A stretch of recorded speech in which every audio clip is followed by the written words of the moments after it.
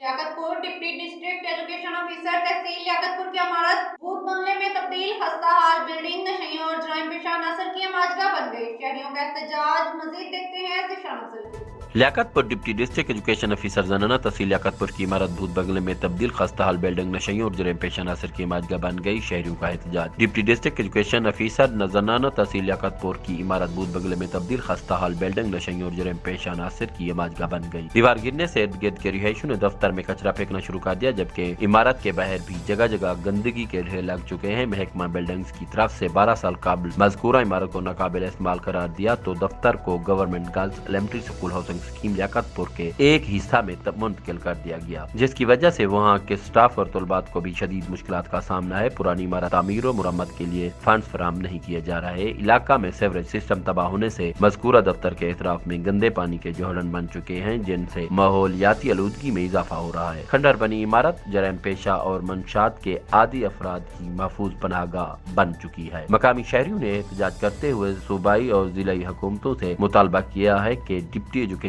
Officer की फौरी तामीर नौ की जाए। मोहम्मद अफजल ज़ीशान, राज न्यूज़, लियाकतपुर।